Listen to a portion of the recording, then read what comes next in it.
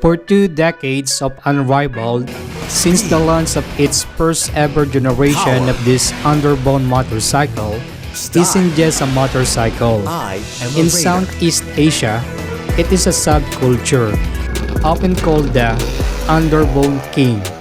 It has dominated the streets and racetracks for over 2 decades, with over 2.5 million motorcycles sold worldwide since its first introduction in 2004.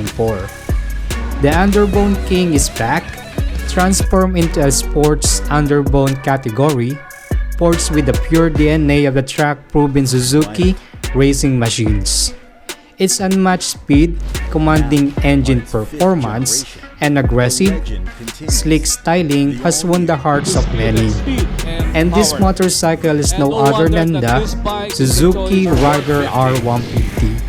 From its maker, Suzuki Motorcyle.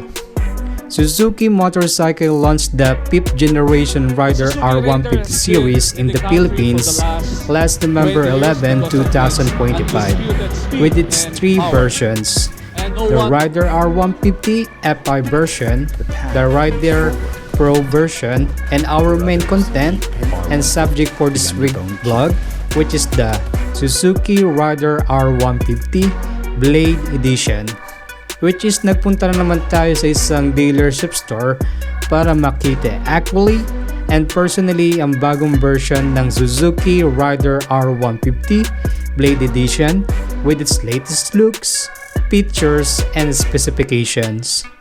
So in this video, we'll be expecting that we'll share again some interesting facts and information, then showing some of my shots to this new Underbone motorcycle from Suzuki, which is Suzuki R150 Blade Edition. Kaya nga, ano pa nga bang inaantay natin at samahan nyo na naman uli ako para sa panibagong content at motorcycle review natin for this week dito lang sa Mykmoto TV. Let's go!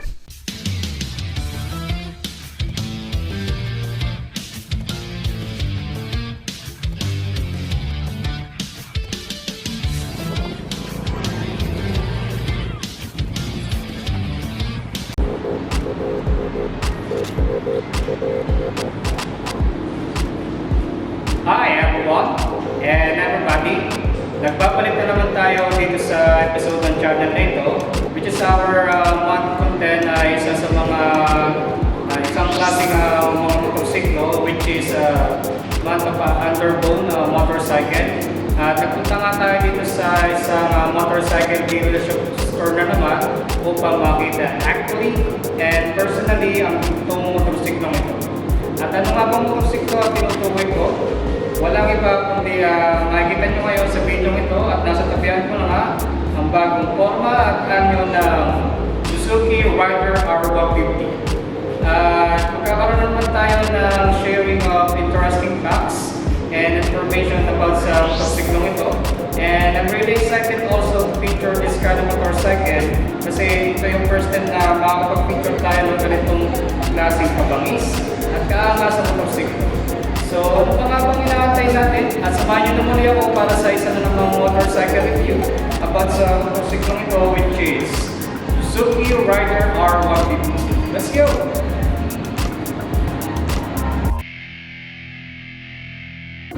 And before we get started again to feature this kind of motorcycle and with our new motorcycle review about Underbone motorcycles, ay nagpapasalamat po muli ako sa ating mga loyal subscribers, followers at viewers ng channel at content na ito. Maraming salamat po sa inyo.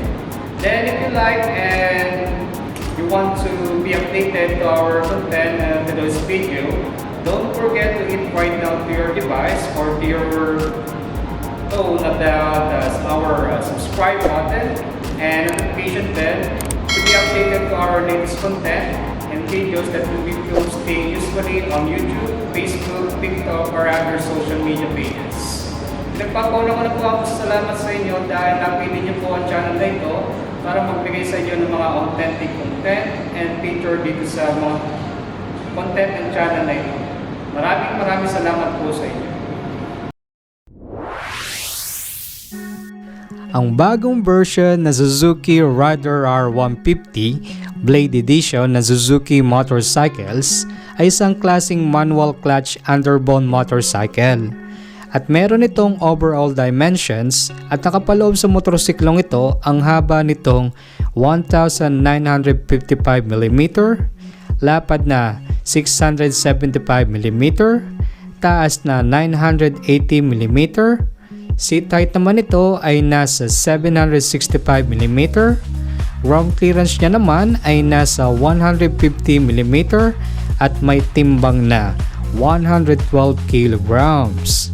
So kung iabing ko ang body index ko dito sa motorsiklong ito, kung saan meron akong height na 5'5" at timbang na 60 kilograms, then to our first riding experience to the 5th generation of Suzuki Raider R150 Blade Edition, while in its static position, our experience was great because maneuvering its handlebar while on its test position was still manageable, and my foot was still reaching the floor while sitting to this kind of underbone motorcycle na siguradong kayang-kaya naman natin makapagmotor ng ganitong klaseng motorsiklo.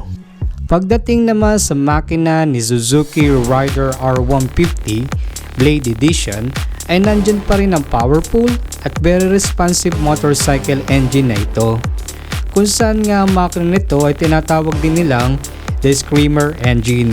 At bakit nga tinawag itong the Screamer engine? Well, alam nyo na yan. Then nakapaloob naman sa makina nito ang single cylinder nito, 4 strokes, 4 valves, naka-double overhead cam, may 147cc engine displacement. Four-sided stroke naman ito ay nasa 62mm by 48.8mm. Compression ratio niya naman ay nasa 11.5:1. Ang maximum power output naman niya ay nasa 13.5 kW at 10,000 RPM. Maximum torque 13.8 Nm at 8,500 RPM. Naka-liquid cooled type of engine cooling system which helps the engine to prevent from overheating, better engine performance, at long lifespan of the engine, powered by Suzuki Eco Performance or SEP. The transmission type of the new Suzuki Raider R150 Blade Edition is a kind of manual transmission that has 6-speed manual gearbox with different gear ratios. The class was equipped with multi-plate clutch and a sleeper clutch assist system or SCAS technology, which helps to reduce clutch lever effort, manage rear wheel hop, chatter during aggressive downshifts, and smooth gear shifting. Then its final drive is kind of chain driven. The Suzuki Raider R150 Blade Edition utilizes a highly refined fuel injection system while it returns the core DNA of the legendary 150cc double overhead cam engine. The fuel system has been optimized for the modern Blade and Pro variants. Unlike the classic carburetors that relied on suction to draw fuel, the Blade Edition uses a high-pressure, electronically controlled system. The brain of the bike monitors engine temperature, air intake, and throttle position in real time. It calculates the exact millisecond of fuel spray needed for the current riding condition. To maintain its Underbone King status, the blade uses a large 32mm throttle body. This allows for a massive intake of air, supporting the bike's ability to scream up to 10,000 RPM effortlessly. The fuel tank capacity of Raider R150 Blade Edition was up to 4 liters of petrols. Then the fuel consumption is 43.4 km per 1 liter. The engine oil capacity of Suzuki R150 Blade Edition is up to 1 liter of motorcycle engine oil. The suspension system of the Suzuki Raider R150 Blade Edition is the backbone of its Underbone King title. It is specifically tuned to handle the bike's high power-to-weight ratio, ensuring it remains stable at high speed while being incredibly applicable in tight traffic. Unlike standard underbones that often use short travel shocks, the Blade Edition uses full-length telescopic, called spring all-dam forks. These forks extend all the way to a top rifle clamp. This provides much higher rigidity and better feedback from the front tire during aggressive cornering. The all-dam system is tuned for a firm sporty feel. It minimizes noise dive during heavy braking, which is essential giving the blade's powerful 290mm front disc brake. The rear utilizes a swing arm type suspension with a single central shock monoshock. By placing the shock in the center of the frame, Suzuki keeps the weight concentrated in the middle of the bike. This is why the rider feels so balanced when leaning into a turn. The monoshock is designed to be progressive, absorbing small road imperfection smoothly while remaining steep enough to prevent bottoming out when carrying a passenger. The braking system of the Suzuki Raider R150 Blade Edition is designed for high-performance stopping power to match its lightweight, hyper-underbone nature. While it shares the same core braking hardware as the top-tier Raider Pro, there is one critical difference regarding electronic safety features. The Blade Edition features a high-performance disc brake setup on both wheels, which is a staple of the rider's racing DNA. The front braking system consists of large 290mm pedal-style disc. The pedal or wavy design isn't just for looks. It increases the surface area for better heat dissipation, preventing brake fade during aggressive riding. It utilizes a twin piston caliper. Having two pistons provides a more even and powerful bite on the disc compared to single piston setups found on smaller commuters. While the rear braking system uses a single disc brake, approximately 187mm, which provides the necessary balance to prevent the rear wheel from sliding during heavy deceleration. A compact one-path single-piston caliper is included, designed to be lightweight and easy to modulate so you don't accidentally lock the rear wheel. Front and rear braking system of Blade Edition does not come up with ABS or anti-lock braking system, unlike to its Pro Edition.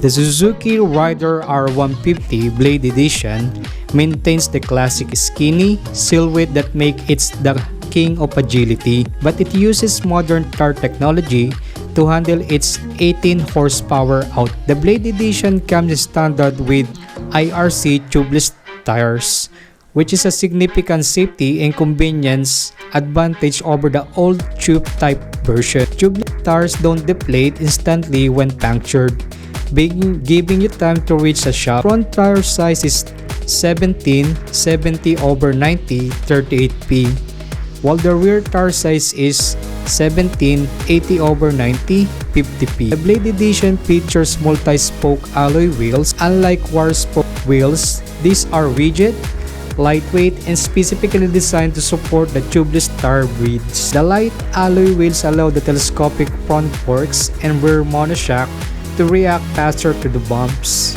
keeping the tires in contact with the road. The Suzuki Raider R150 Blade Edition features what Suzuki calls its sporty seat design. While the Raider has always been known for its slim, razor-zap profile, the new Blade Edition introduces subtle ergonomic refinements to the seat to improve both rider comfort and the bike's overall aerodynamics. The transition from the fuel tank area to the seat is more streamlined. It creates a cockpit feel that helps the rider tuck in more easily behind the front cowl for better aerodynamics. The foam density has been slightly adjusted to offer better support for the seat bones, reducing the numbness often felt on long rides with older, thinner underbone seats. The Blade Edition uses a high-grip synthetic leather cover. It is designed with a non-slip texture to keep you planted during hard braking or cornering, despite its slim profile. Lifting the seat reveals a convenient storage space. While it won't fit a helmet, it is perfectly sized for the toolkit, registration documents, and small personal items like a raincoat or a disc lock. A strong, lightweight grab bar that matches the bike's sporty aesthetics while providing a secure handhold for the passenger. The handlebar setup to the Suzuki Raider R150 Blade Edition is a defining feature of its hyper-underbone identity. It uses a sport-oriented clip-on style handlebar that mimics the ergonomics of a pure sports bike, rather than the one-piece bars found on standard commuters. Unlike traditional underbones that use a single pipe bar, the Blade Edition features separate left and right handlebar units bolted directly to the top triple clamp. This setup places the rider in a more tack and aggressive position. It lowers your center of gravity, which is why the rider feels so stable and planted during high-pitched run and sharp cornering. At only 675mm in overall width, the handlebars are kept narrow to match the slim chassis. This makes the Blade Edition a master of lane filtering through tight traffic. The switchgear on the Blade Edition is designed for high-speed accessibility, incorporating Suzuki's latest rider assist technologies. On the left handlebar is the location of the main clutch lever, high, low beam and pass switch, turning signal switch, and horn button. While on the right handlebar is the location of the main throttle grip, Suzuki Easy Start System, and engine kill switch. The ignition system of the Suzuki Raider R150 Blade Edition is a blend of the traditional security and modern electronic convenience. While the top-tier Pro variant has moved to a fully keyless system, the Blade Edition retains a physical key setup, but with the significant one-action upgrade. The Blade Edition uses a transistorized electronic ignition system, the One Touch Launch, borrowed from Suzuki GSX R1000 Superbike technology. The Easy Start system means you only need to tap the starter button once. The ignition system is wired into a tip-over sensor. If the bike falls over or exceeds a critical lean angle, approximately 65 degrees, the system immediately cuts the ignition and fuel pump. This is a vital safety feature that prevents the engine from running while on its side, protecting the internal components and reducing the risk of fire. In older models, you had to manually use the magnet on your key to open the shutter lock before inserting the key. On the Blade Edition, the shutter opens automatically or with a single synchronized movement when you interact with the ignition, saving time and reducing fumbling in the dark. The display panel of the Suzuki Raider R150 Blade Edition is a full digital instrument cluster that emphasizes the bike's high-revving nature and racing heritage. While it shares the same physical layout as the Premier Pro variant, the Blades Edition display is focused on delivering raw performance data. The panel is an orange backlit or high-contrast LCD screen that remains visible even under direct noon sunlight. It includes digital speedometer, bar graph tachometer, gear position indicator, dual trip meters and odometer, digital clock and fuel gauge, RPM indicator light, oil change indicator, fuel injection warning light, and engine coolant temperature light. The lighting system of the Suzuki Raider R150 Blade Edition has undergone a major electrical overhaul to ensure that the king of underbone is as visible as it is fast. While the high-end Pro variant gets a Gixxer-inspired headlight, the Blade Edition keeps the signature razor-sharp Raider pace but upgrades the internals significantly. The most important update for the Blade Edition is the switch from alternating current system to a direct current electrical system. In older riders, the headlight will dim or flicker when the engine was idling. With the new DC system, your lights stay at 100% brightness the moment you turn the key, regardless of engine RPM. This provides a cleaner power flow to the LED components, extending their lifespan and ensuring consistent illumination during nighttime rides.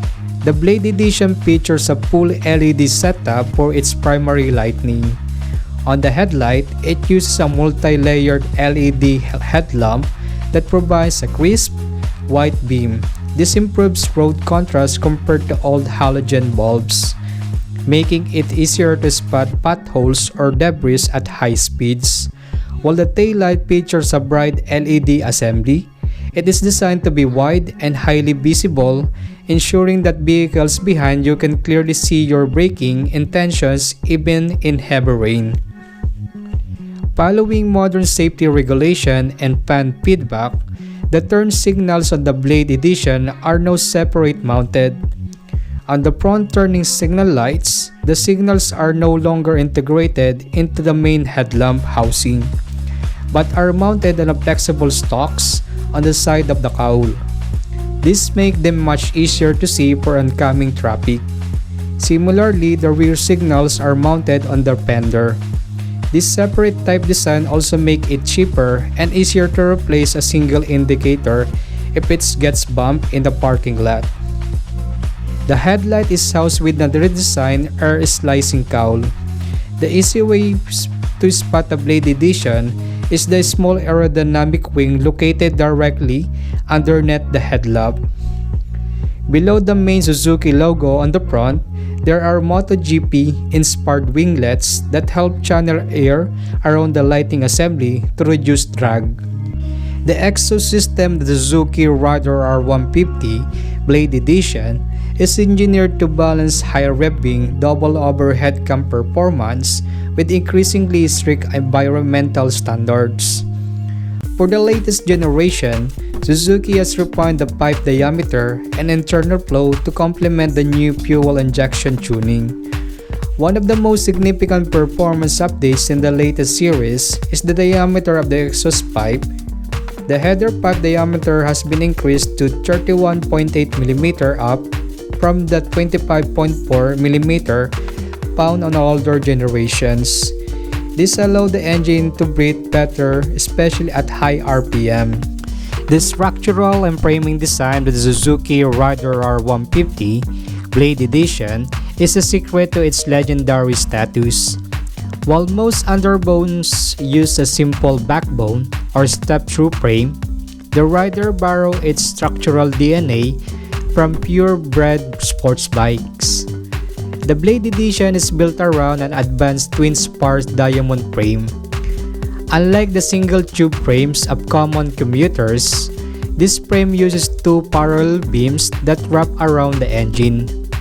This design provides a sophisticated balance of high rigidity essential for high-speed stability and sharp cornering while keeping the frame incredibly lightweight. By cradling the engine in this diamond configuration, Suzuki keeps the center of mass low and centralized, making the bike feel more clickable and responsive to rider input. The Blade Edition introduces a structural concept called air slicing aggressive design. Small airfoils or pins are integrated in the front fairing. These are inspired by MotoGP technology and are designed to create downforce, keeping the front wheel planted during the rider's famous aggressive acceleration. The frame and body panels are shaped to create a more streamlined cockpit, allowing the rider to tuck in more naturally to reduce drag at top speeds. Alright everyone and everybody, ano nga ba masasabi nyo sa motorsiklong ito?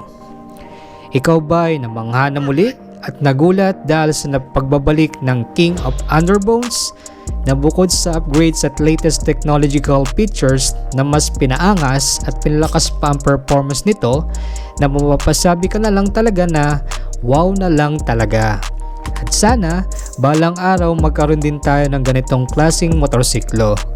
Then, if you have some comments, suggestion, recommendation to this kind of motorcycle or to this vlog, please just leave it to the comment section below and we will try to give some review on that. Also, if you like this video, don't forget to click the thumbs up button, and we encourage also everyone to share this content to your friends, family, and to everybody. Then, we'll see you again to our next content or video. Sayonara! Alright everyone and everybody, maraming salamat po muli at sinumahan nyo na muli ako sa panibagong content at panibagong video natin ito about sa pag-review ng ganitong klaseng motorsiklo at bagong motorsiklo from Suzuki Motorcycle, which is ang bagong Suzuki Raider R150. At makita-kita tayo muli sa ating sunod na content at episode ng channel na ito. At muli, ito si Mykmoto TV or Mykmoto Vlog. See you again guys!